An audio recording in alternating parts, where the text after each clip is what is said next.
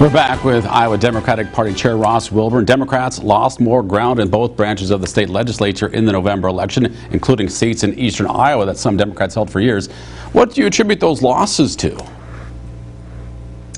You know, while we did have losses and those losses stung, we did have some bright spots. Iowa voters crossed party lines to elect Democrats in about a dozen Iowa House districts and 4 Senate districts that went for Kim Reynolds.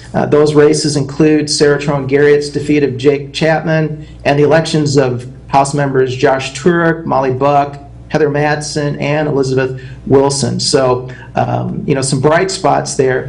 You know, Attorney General Tom Miller, Treasurer Mike Fitzgerald, and Auditor Rob Sand, they all performed well when compared to the number of votes they got compared to their counterparts across the country. But, you know, we needed to get some more Democrats not crossing party and some, you know, energizing some no party folks and some moderate Republicans. But, you know, at the end of the day, our candidate for governor, Deidre DeJear, she said it best. We did the best we could with the financial resources that we had. We never lacked the people power, the talent, or the passion.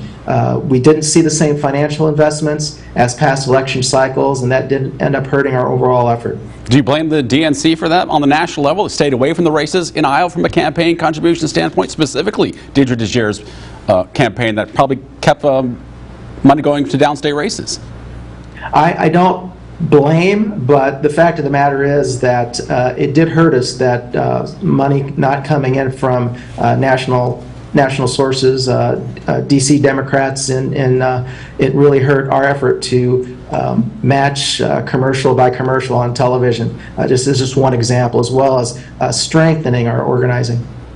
You will stay in the State House of Representatives after you leave as party chair. How can the Democrats make an impact on legislation as an effective minority party in this term?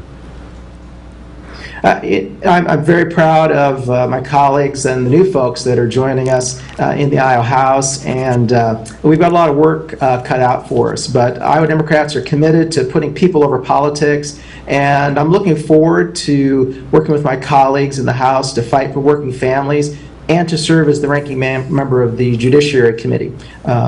You know, we like to work together as Democrats. We'd like to reach across the aisle, but I'm skeptical about some of the Republicans' willingness to put people over politics and to seek bipartisan solutions that benefit all Iowans, just not the special interest, because too many Iowans are still struggling to make ends meet today. Wages simply aren't keeping up with rising costs of health care, food, child care, and utility bills. So we need to make housing and child care affordable, raise wages, and lower taxes for working families instead of more handouts to big corporations.